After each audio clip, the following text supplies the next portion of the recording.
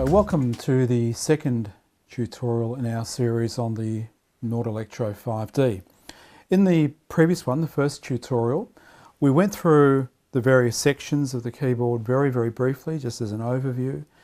And we mentioned that we'd be looking at the program section in slightly more detail in this, the second tutorial, and that's what we'll be doing.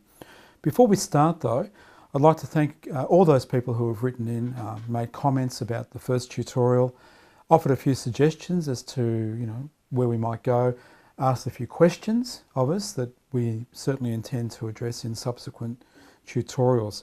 So please keep those comments coming in because we really do value your feedback. I might also add before we commence this tutorial that one question came up as to whether we're employed by Nord or affiliated with them in any way. The answer is absolutely not. I'm just a working musician, bought a keyboard, the Nord keyboard, had a few problems with figuring it out. I've kind of figured it out a bit now, and I'd just like to pass this information on to you.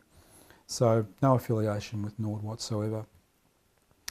Okay, let's have a look at the program section, which is, I guess, front and center when you turn the keyboard on. It's staring at you.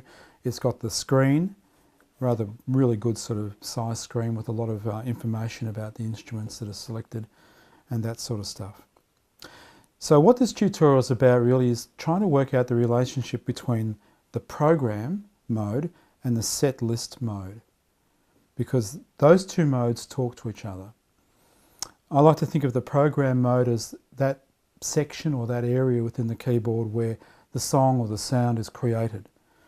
And the set list is that section of the keyboard that associates itself, the song name, with the program name that you've edited and created.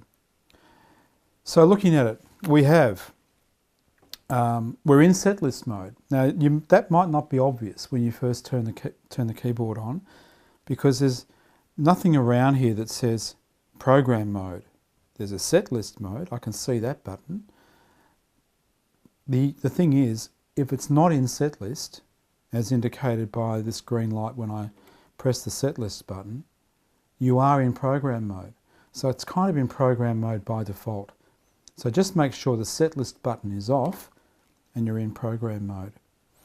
When you're in program mode, you're going to create a song. And I think logically the first thing you do when you want to start editing a song is to call it the song name. And in the third video, when we get into it, I'll show you how to create an alphanumeric interface on this screen here, where you can create a name for the song and save the name in the program mode. After you've done that and you've saved the song, you can program the song. You can associate an instrument to that song name. You can associate a split point to that song name. You can create a different instrument in each area of the keyboard, the upper and lower sections, and do all that sort of editing stuff and save it.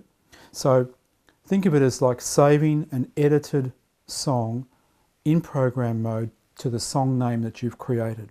So it's sitting there in program. The next thing we do is go to the setlist mode by pressing the setlist button. The green light comes on. And you again create a name, the same name of course, in setlist for the song that you've just created in the program mode. Once you've got the setlist song named, the next stage then is to attach, if you like, the program that you've created to that setlist song name and save that. That's the process. So I guess it's important to get that right, thinking in terms of program and setlist and saving and naming. Eventually you'll end up with a list of songs in setlist that have all been programmed, that you can arrange in any order you like and be prepared for the gig as it comes.